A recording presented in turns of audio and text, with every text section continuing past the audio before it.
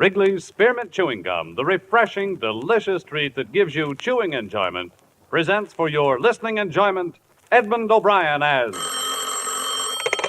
Johnny Dollar. Are you the insurance detective? That's right. Who's this? Johnny Doe for now. Do you want to crack the Calgary job? What? Calgary Products down in Camden. 300,000 payroll robbery on the first of the month. This isn't my kind of a gag. Try it on somebody else, Wait a minute. This is no gag. Check the Alliance Bonding Company in New York. They've kept it out of the papers. If you're interested, be at this same phone tomorrow night at 10. I'll call you.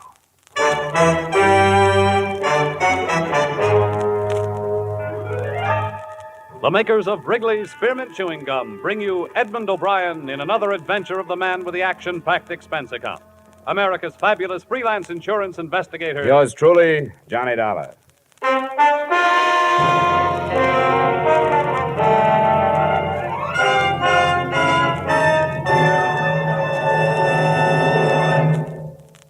To make every day more enjoyable, treat yourself often to refreshing, delicious Wrigley's Spearmint Chewing Gum. Here's a taste treat you can enjoy indoors, outdoors, at work, or at play. The cool, long-lasting mint flavor refreshes you. The smooth, steady chewing helps keep you fresh and alert. Adds enjoyment to whatever you're doing. Wrigley's Spearmint Chewing Gum. Healthful, refreshing, delicious.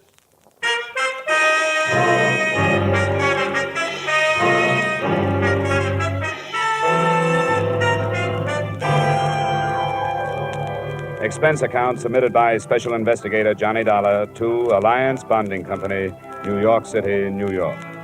The following is an accounting of my expenditures during investigation of the Calgary matter. Expense account item 1, $10.50 transportation from my Hartford apartment to Alliance's Manhattan office.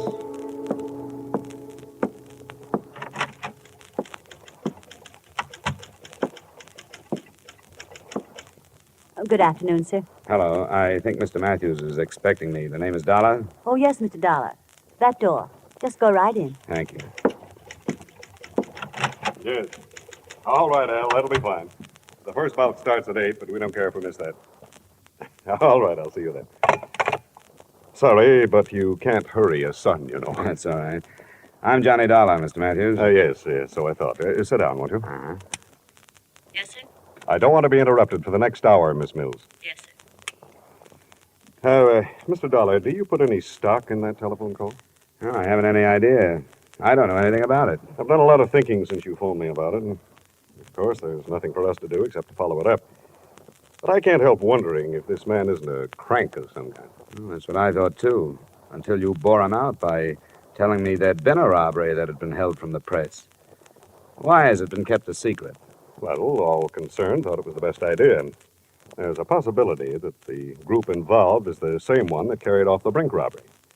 But any publicity would only give away our hunch that the same gang pulled both jobs. What makes you think the Brink crowd might have pulled this one? Because of the way it was executed. Simple perfection. The knowledge the criminals had of our operations. You see, one of our armored cars was to deliver a cash deposit to the Barton Bank in Camden to cover the Calgary Products payroll. The truck simply didn't arrive. It was found later, wrecked and empty. The driver and the guards? They were found 3 miles away, bound and gagged. Their descriptions matched those at Brink's, masks and so on.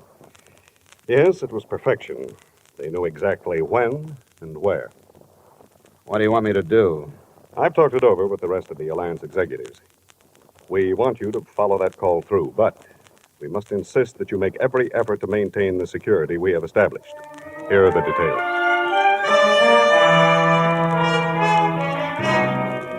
Expense account item 2, same as item 1, transportation back to Hartford. At 9:45 that night, I was in my apartment waiting for the promised call from John Doe. At 10:05, my phone rang. Johnny Dollar. Stanley, 3469. Yes? 1 moment, please. Philadelphia's calling. Philadelphia. Your call to Hartford is ready. Go ahead, please. Mr. Dollar, Yeah? what did you decide about the Calgary job? Well, what happened to the man I talked with last night? He didn't dare phone you tonight. He was afraid you'd be set up with the police to trace the call. I haven't talked to the police. Don't. If you do, it's all off. He doesn't want to be arrested. He wants to surrender to the New Jersey District Attorney's men. The guy I talked with last night? No, he wasn't involved with Calgary. It was a friend of his. Do you want to talk it over with him? Where? There's a room reserved in the name of Charles Randall at the Brantford Hotel in Bridgeport. Check into it between 7 and 8 tomorrow night. Sign the register, Charles Randall, 7458 Walnut Drive, Boston. Look, why doesn't he just take my address and come over here? He can't. Why not? Brantford Hotel, Bridgeport. If you're interested, be there.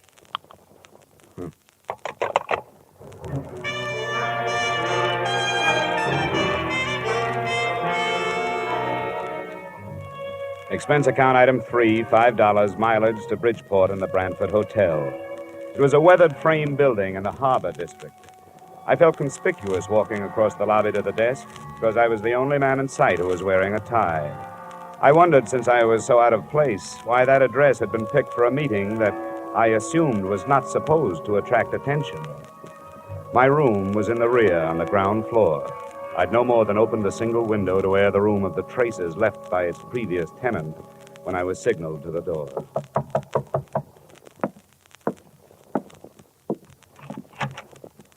Dollar, Yeah. let me come in. You got a driver's license or something? Better than that. A private operative's license. Here you are. Thanks. I recognized your voice, but I thought I'd better make sure. Come on, we're going someplace else. Why? Because I'm not sure you weren't followed here.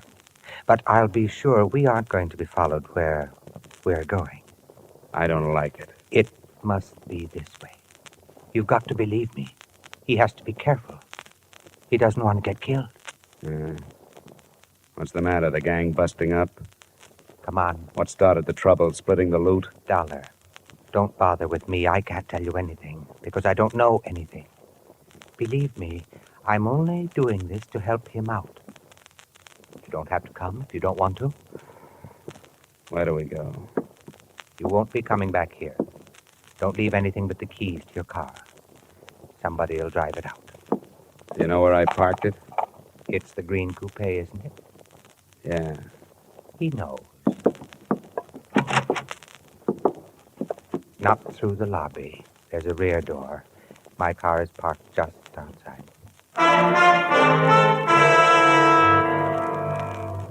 We drove without speaking, crisscrossing town and backtracking until he was satisfied there were no followers, and then out of town in roughly an easterly direction, following the shore of Long Island Sound. I clocked 3 4/10 miles on the speedometer, starting at the city limits. Then he switched off the lights and turned right into a pair of ruts. Finally, we bounced to a stop in front of a cabin near the water. Watch your step. There are a couple of roots in the path.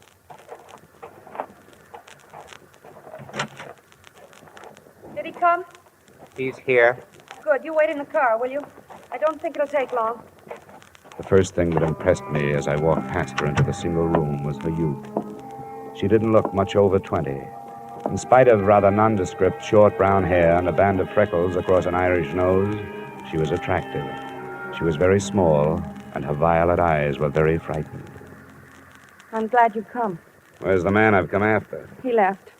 He decided at the last minute that it would be better if he didn't meet you tonight. Look, I've had enough. I don't play this way. I don't like to be made a fool of. But you aren't. Please be patient with us. I've been patient, and all I've gotten for it is some vague phone calls, pointless instructions, and a meeting in a crummy hotel that's right out of Dime Detective. I've had enough. Please help us. How can I help you when you don't give me anything? I don't know anything. And how can I help somebody who runs away? As far as I know, he doesn't even exist. I'll show you.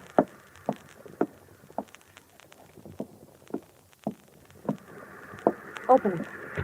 His share of the Calgary money's in it. But you can take the wrappers off. I can take this with me? Yes. I don't get it. Does it matter? He wants to give himself up. Why this way? I told you on the phone. He doesn't want to be arrested in this state. He wants to go directly to the district attorney's office in New Jersey where the robbery was committed. He'll turn state's witness? Yes, but he has a demand. Promise of immunity. It won't work. Any promise like that destroys the value of testimony. Might even bar it from the trial. It's been done. It's never promised. You'll have to take his chances on that. It doesn't have to be public. You can try, can't you? Sure, I can try it, but I won't get it. Anything else? Yes. He wants to be placed in protective custody until after the trial. How many other men were in on the job? He wouldn't tell me. I can't tell you anymore. Will you go to New Jersey? I'll have to have 2 days. I may not be able to see anybody tomorrow. All right. You'll call your Hartford number both nights at 10. You'll have to go now. Please do your best.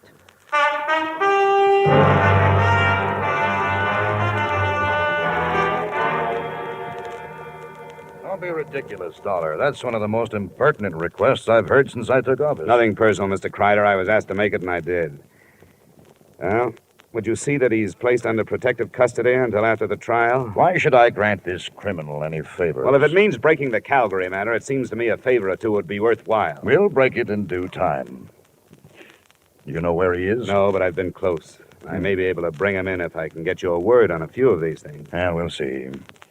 Do you mind telling us where you've been operating? Now, you know I can't tell you that. These people are my clients now, more or less. I have to keep their confidences. Now, what's your answer? Answer? Definitely no immunity. Protective custody? All right. Yes, we'll assign a couple of men to guard him. Okay, Mr. Kreider. I'll see what I can do with that. You'll hear from me in a day or so.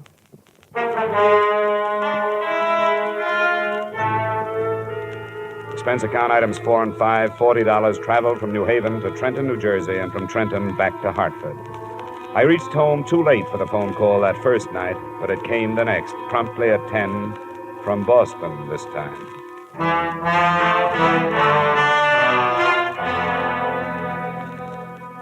What happened, Dollar?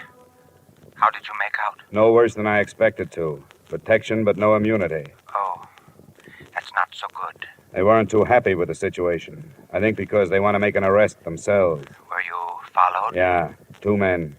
They're watching my building now. But I can lose them if you still want to negotiate. Can you come to Boston? Tonight? Yes, if you're sure you can shake the New Jersey men. Where do we meet? You're sure your line isn't tapped? They haven't had time, but they will if you don't quit stalling. Drive up through Springfield and Worcester. Just outside Boston, you'll pass through Auburndale. On the other side of it, there are 2 bridges. After you've crossed the second one, pull off the road and wait. All right, I'll be there. Well, let me tell you something. This is the last trip. Get your man off the dime. I can't spend the summer touring New England.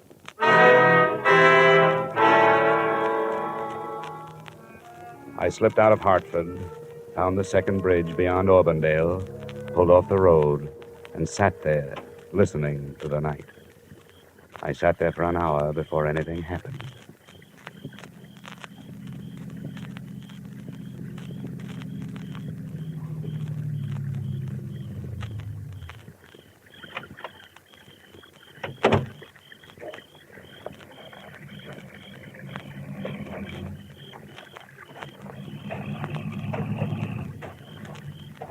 My name is Gannett, Mr. Dollar. Oh? Are you the one? Yes, I'm the one.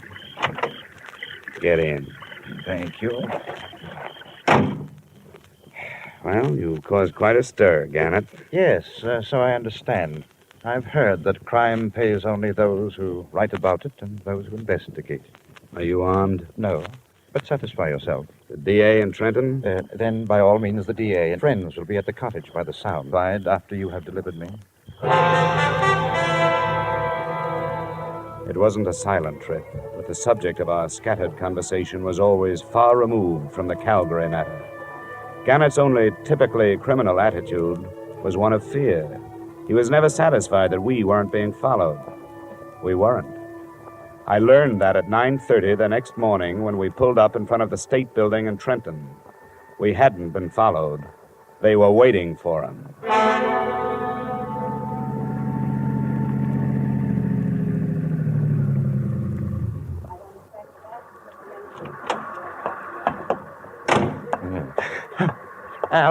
Al, no, don't.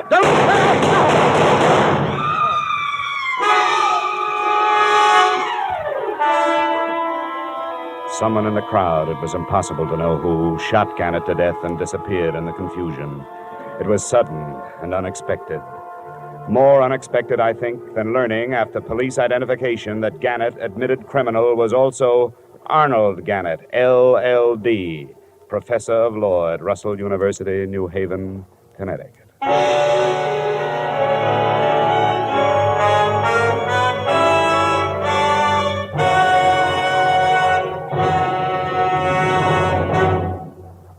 To make every day more enjoyable, treat yourself often to refreshing, delicious Wrigley's Spearmint Chewing Gum. The lively, full-bodied, real mint flavor cools your mouth, moistens your throat, freshens your taste. And the chewing itself gives you a little lift, helps you keep going at your best. So for real chewing enjoyment that's refreshing and long-lasting, always keep Wrigley's Spearmint Chewing Gum handy. Healthful, delicious Wrigley's Spearmint Gum will make every day more enjoyable. And now, with our star, Edmund O'Brien, we return you to the second act of Yours Truly, Johnny Dollar.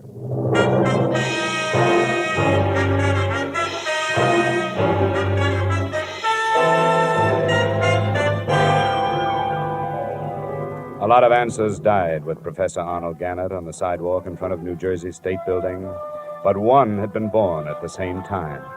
They answered why the police of 6 states had made no progress in the Calgary case. They'd been following usual procedures, carrying out their investigations in criminal circles. There was nothing for me in Trenton except the possibility of a session of questioning by the district attorney's men, so I faded out of sight and started back towards the cottage on Long Island Sound.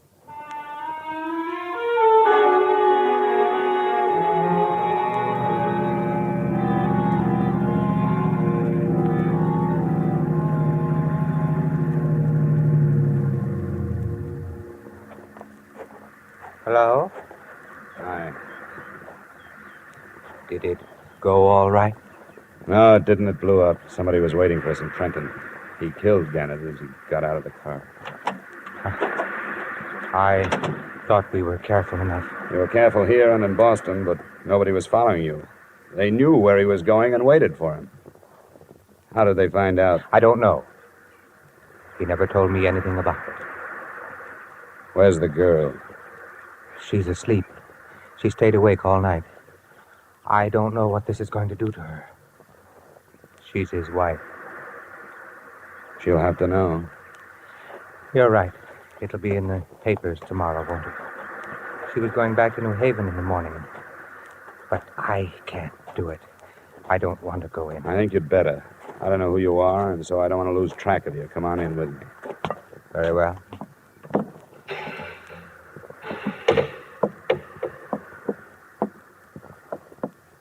Mrs. Gannett? Mm-hmm. Mrs. Gannett? Oh, what is it? There's been trouble. Yes, there has. Where's Arnold? He's dead, Mrs. Gannett. No, He was killed before he could surrender. I want you to tell me who did it. I don't know. I don't know. I don't know.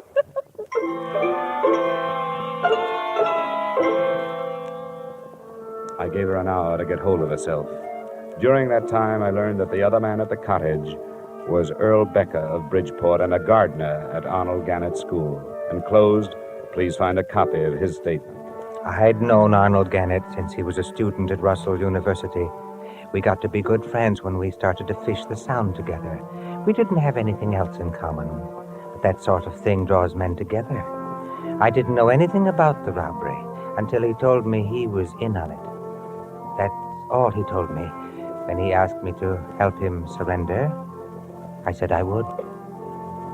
When I returned to the cottage, Mrs. Gannett was dry-eyed.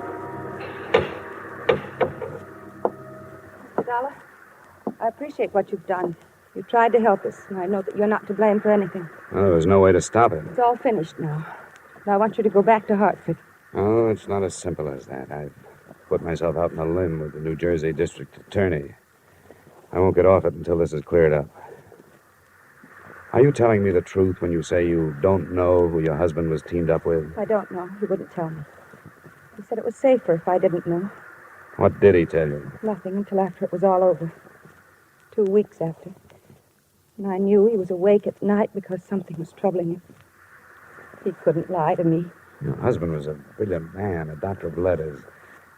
How did he get mixed up in this thing? On Tuesdays, he taught criminal psychology. Before the end of the semester, there was a lot of discussion on the Brink robbery in Boston. And he thought he had the best theory of all. That the men who robbed Brinks had never been criminals before? Yes. And were able to come back to their respectable lives and hide in them. Did he offer that theory to his classes? No. That's what started it. He couldn't get it out of his mind. He told you this? Not until afterwards.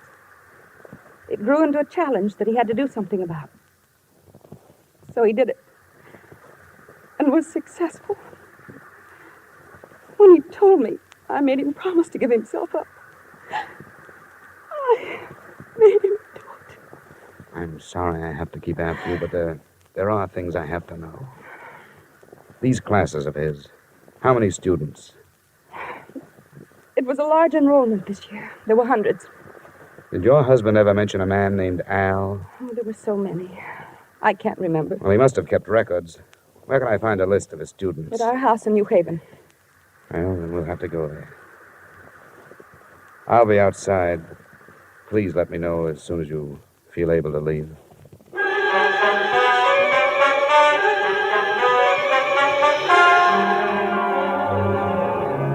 By now, the time element had become important. I knew that before long, the police would be swarming into Gannett's house and make my search impossible. I also knew I'd be dragged back to New Jersey for questioning. On the way into town, I tried to get some more information from Mrs. Gannett, but no luck. She apparently knew nothing of her husband's actions. It was 6 p.m. when she opened the door of Professor Gannett's office. Across one wall stretched a row of file cabinets, his records and lists of students.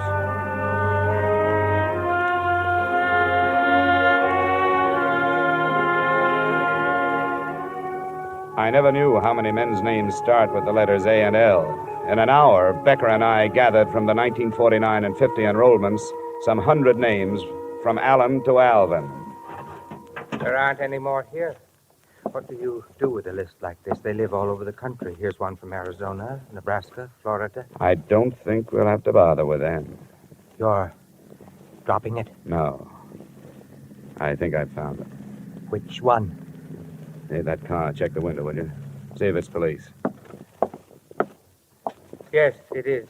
I can't talk to them now. Show me the back way out of here, will you? This leads to the hall. What shall we tell them? Well, don't lie yourself into a trap. Tell them I just left. You don't know where I was going.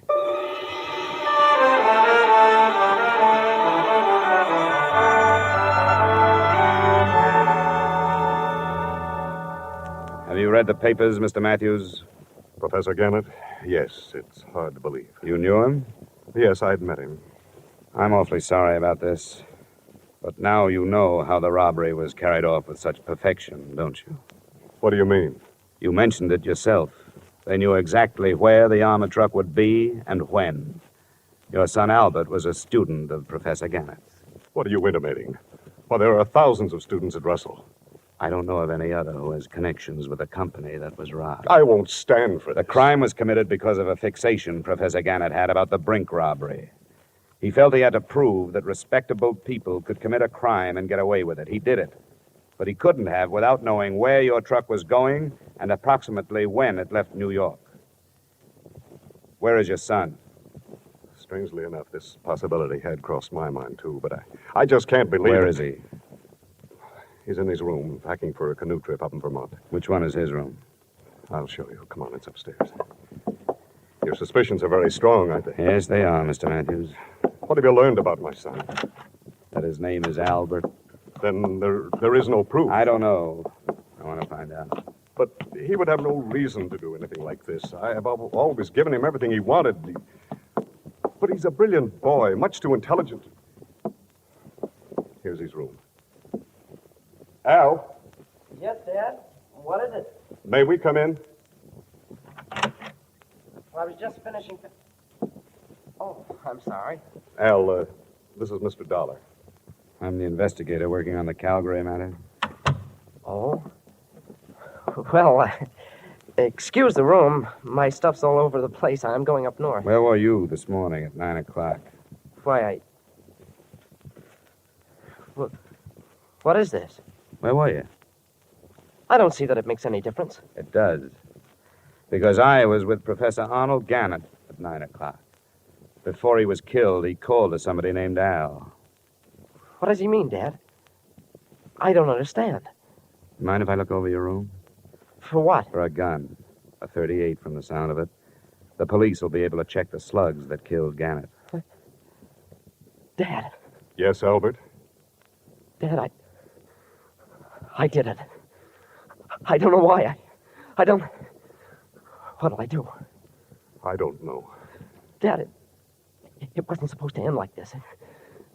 Dad. I can't help you now, son. All right. All right, then I'll get away. No, you don't. It's no use. Get away from me. Oh. I'm sorry, Mr. Matthews. Yes, Mr. Dollar. I'm sorry, too.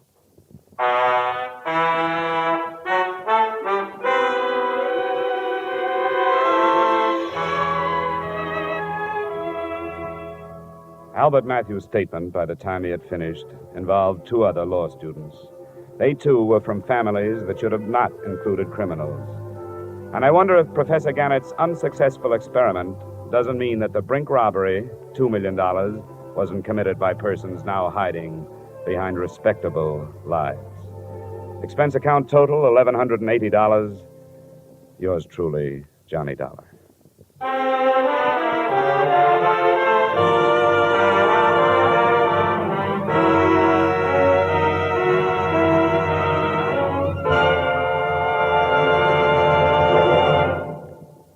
Remember, friends, to make every day more enjoyable, treat yourself often to refreshing, delicious Wrigley's Spearmint Chewing Gum. There's lots of cooling, real mint flavor in every stick. And chewing Wrigley's Spearmint helps keep you feeling fresh and alert. You feel better, work better, get more fun out of doing things. So indoors, outdoors, wherever you go, keep some healthful, refreshing Wrigley's Spearmint Chewing Gum handy. To make every day more enjoyable, treat yourself often to delicious Wrigley's Spearmint Chewing Gum.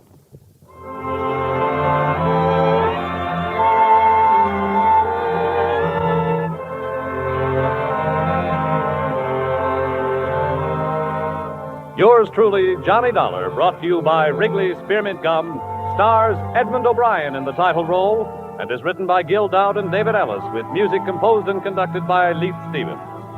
Edmund O'Brien can soon be seen starring in the Columbia Pictures production 711 Ocean Drive. Featured in tonight's cast were Ted Osborne, Florence Lake, Bill Boucher, Virginia Gregg, John Daner, and Terry Kilburn. Yours truly, Johnny Dollar, is produced and directed by Jaime Del Valle.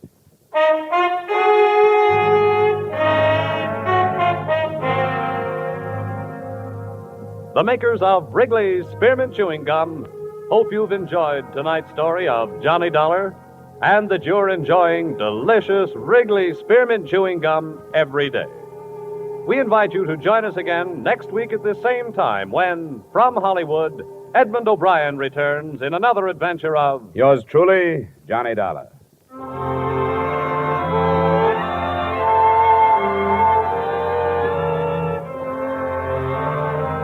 Bob Stevenson speaking. This is CBS, the Columbia Broadcasting System.